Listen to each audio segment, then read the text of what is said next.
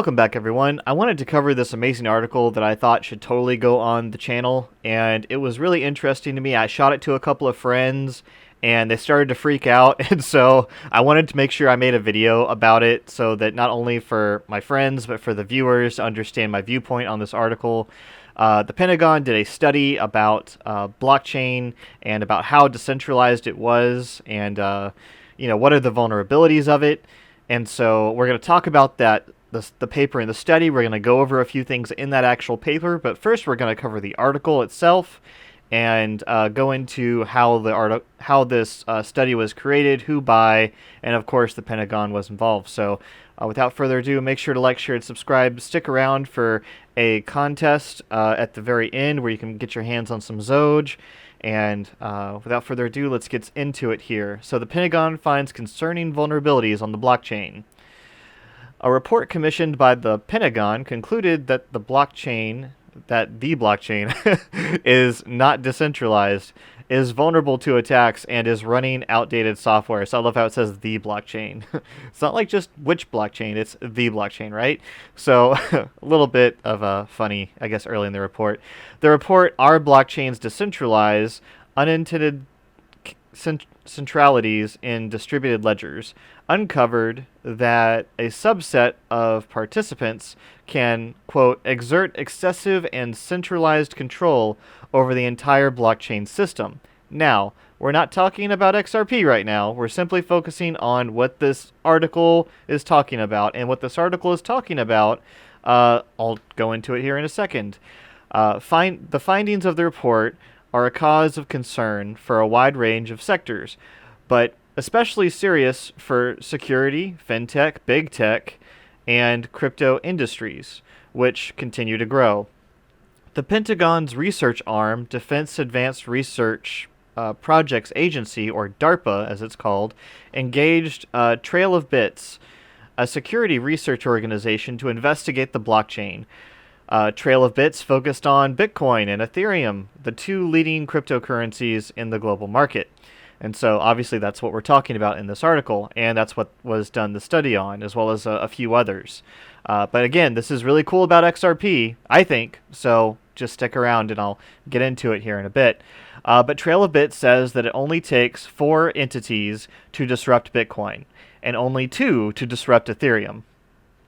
And if that doesn't get your eyes wide open, I don't know what does, people. But additionally, 60% of all Bitcoin traffic moves through just 3 ISPs, and I believe ISPs are internet service providers.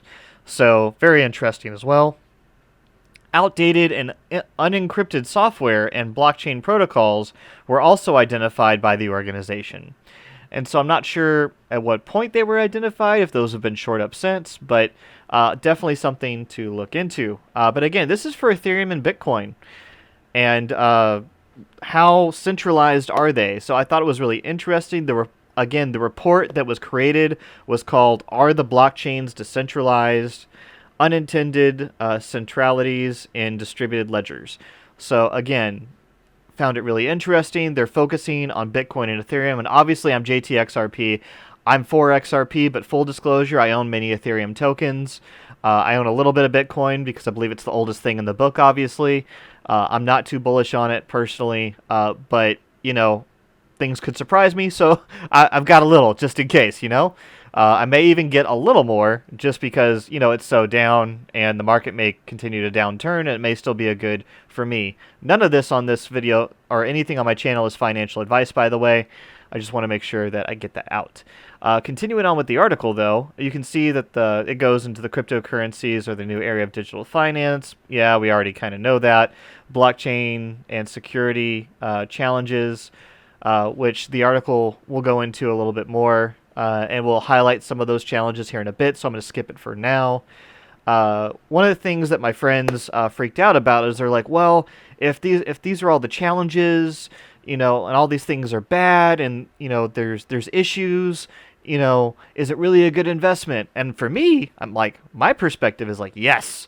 And this is one of the reasons why, is because in spite of all these things, and software always comes with its vulnerabilities. I don't care what it is. I think blockchain is the most secure of many of them, but still, in the article, going back to it, it says all the big tech companies Meta Platforms, Spotify, PayPal, Twitter, Google, Apple, Alibaba, Microsoft, and others are pivoting to Web3 and blockchain in search of new sources of income. This is the future. Period. Full stop. Like, it's not going to change, people. And I think that we'll get into the vulnerabilities. I still believe in this article.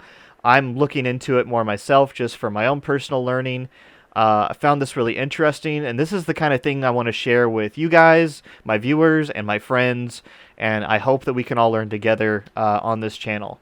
So I'm not perfect. I'm still learning this in this space. I've met a lot of great friends and projects that have continued to teach me, and mentors in this space that I'm very grateful for. And shout out to you. I'm sure you know who you are, and thank you ahead of time. And I guess not so ahead of time. So just thank you. But getting back to the article, in similar ways, other big tech companies are looking into the future of the blockchain. In November 2021, Apple CEO Tim Cook said that during the New York Times Deal Book conference that the company is looking into cryptocurrencies. While Cook did not reveal exactly what Apple is working on, he hinted to NFTs and accepting crypto on Apple Pay. And so, I always do believe that eventually crypto will just be something that you do, and it won't be as hard or as frustrating as it is now. But that's why it kind of makes a good investment now from my perspective. Again, not financial advice, but people are looking at this article and saying, oh, wow, well, there's vulnerabilities. There's vulnerabilities in every software. Blockchain in itself as a development is a way to help secure that, but it is not the end-all be-all by any means, but it is closer than we've been with other technologies, for sure. So just throwing that out there. Again, Roland Berger says that there are about 12,000 crypto projects and companies operating by January 2022.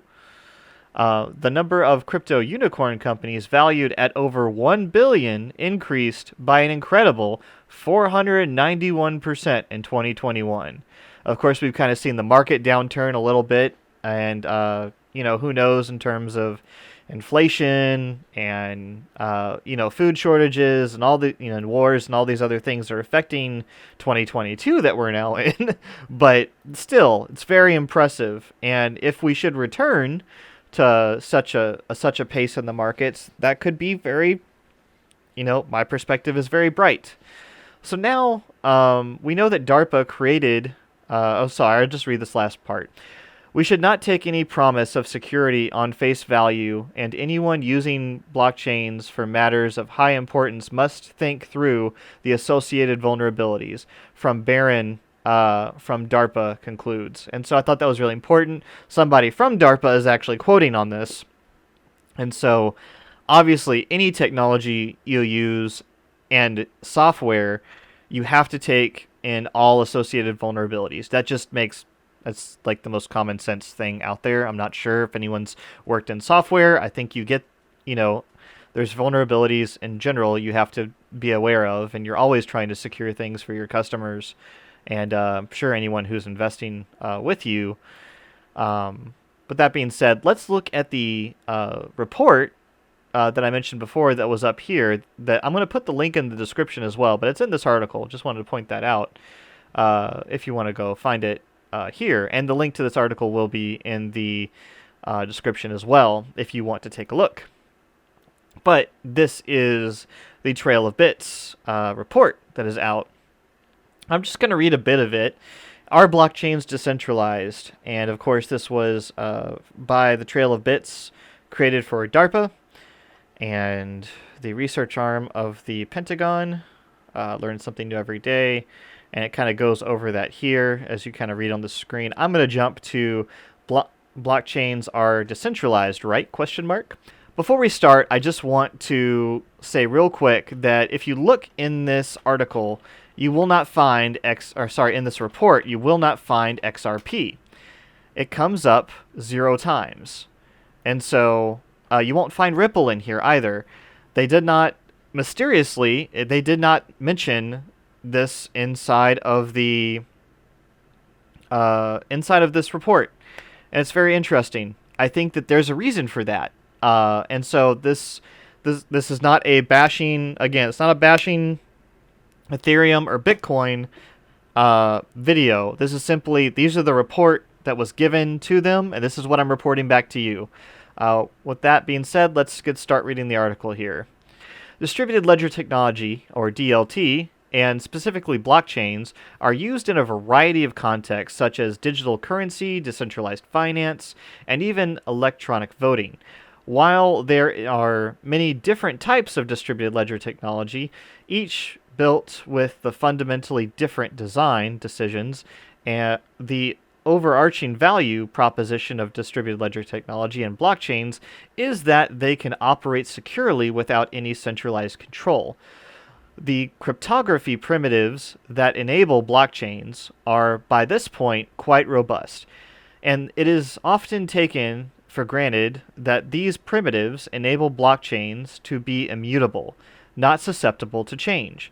This report gives examples of how that immutability can be broken not by exploiting cryptographic vulnerabilities, but instead by subverting the properties of a blockchain's implementations, networking, consensus protocol, or networking and consensus protocol. We show that a subset of participants can garner excessive centralized control over the entire system. So the sources of centralization. This report covers several ways in which control of the centralized ledger technology can be centralized. Did I get that right? I should know this by now. Distributed ledger technology, sorry. Going too fast, guys. Apologize. Authoritative centrality. What is the minimum number of entities necessary to disrupt the system? This number is called the Nakamoto coefficient, and the closer this value is to 1, the more centralized the system.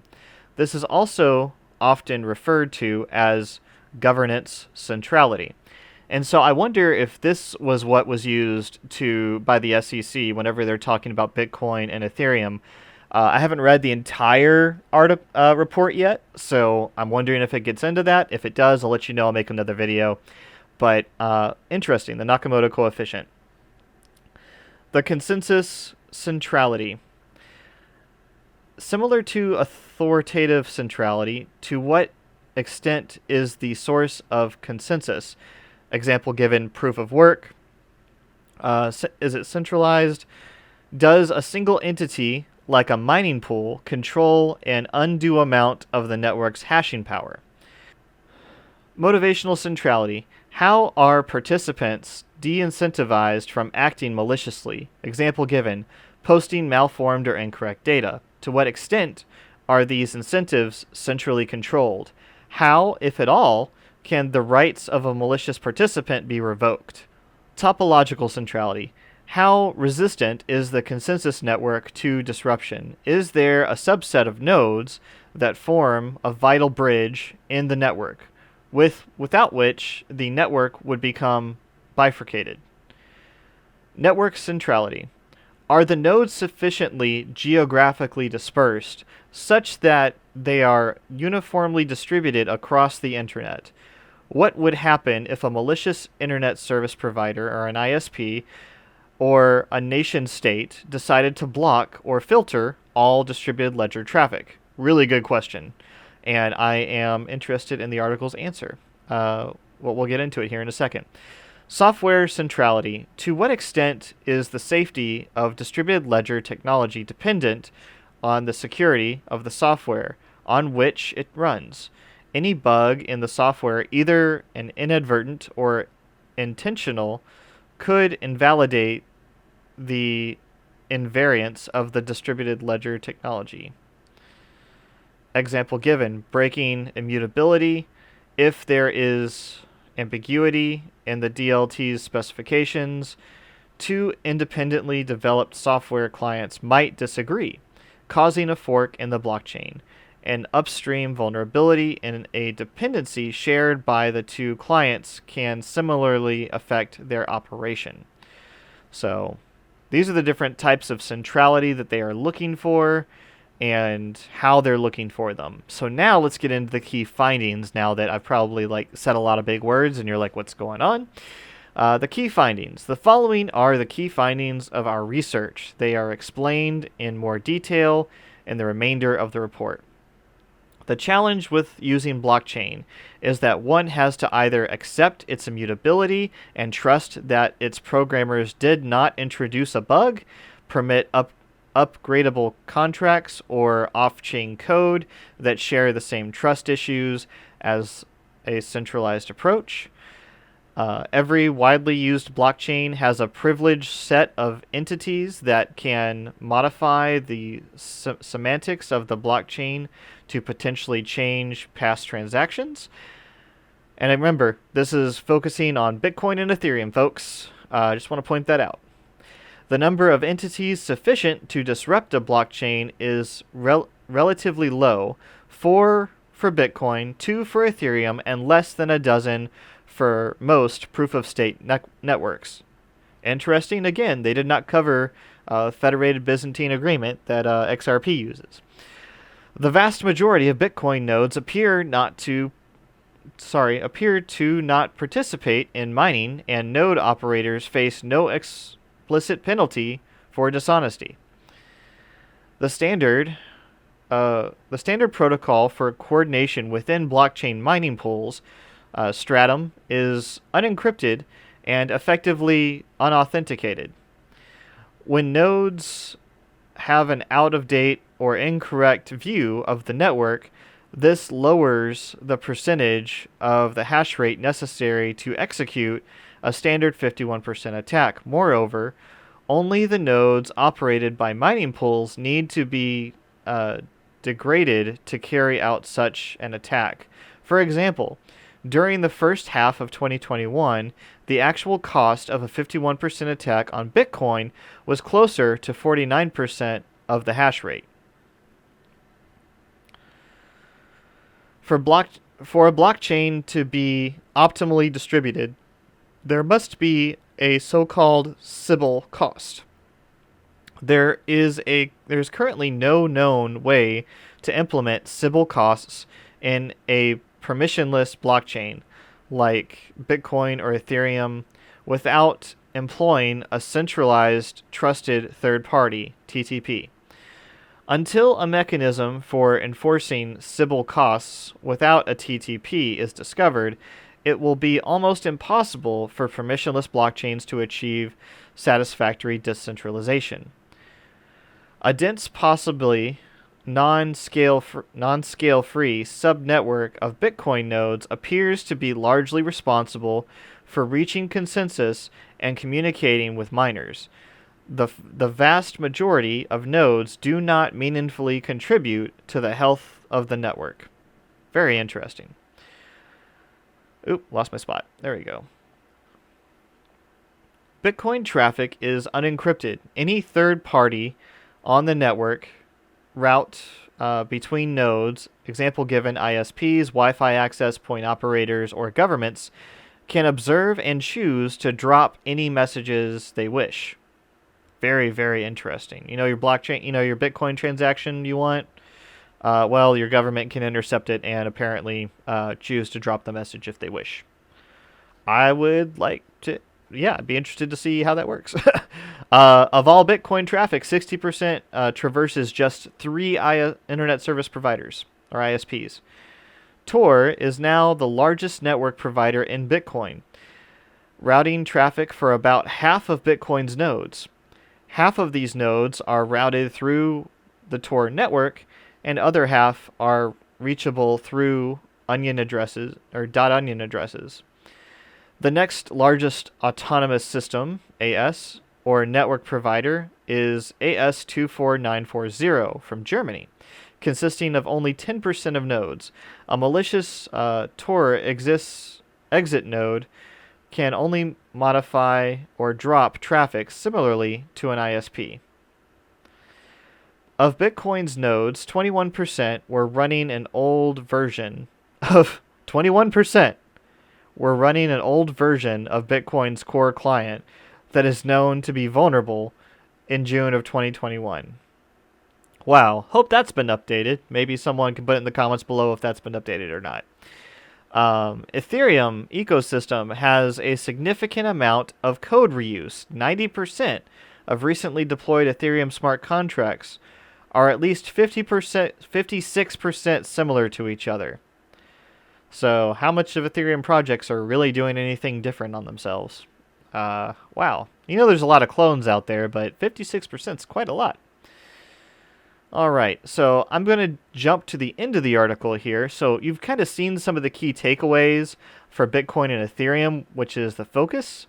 And again, XRP was just magically left out. And I think that's a good thing. I think that means something's happening. You may not, but that's my current conclusion and where I'm going with it. And that's what I'm going to believe, because I'm listening to more fundamental news, and I know what other things are going on, and I encourage you to do the same. There's some great places to follow. I don't cover much news here, but I think this is worth something that I want to point back to, and I want to share with people, so I am, of course, covering it. The conclusions, which I think is most important. In this report, we identified several scenarios in which blockchain immutability is called into question, not by exploiting cryptographic vulnerabilities, but instead by subverting the properties of a blockchain's implementation, networking, or consensus protocol. A subset of a blockchain's participants can garner excessive, centralized control over the entire system. The majority of Bitcoin's nodes have significant incentives to behave dishonestly, and in fact, there is no known way to create any permissionless blockchain that is impervious to malicious nodes without having a TTP. We provided updated data on the Nakamoto coefficient for numerous blockchains and proposed a new metric for blockchain centrality based on the node's topological influence on consensus. A minority of network service providers, including Tor, are responsible for routing the majority of blockchain traffic. This is particularly concerning for Bitcoin because all protocol traffic is unencrypted and therefore susceptible to attacker in the middle attacks. Finally, software diversity in blockchains is difficult. Software diversity in blockchains is a difficult problem in terms of both upstream dependencies and patching. And so I'm going to leave the acknowledgments here because I really do want to thank them for the article.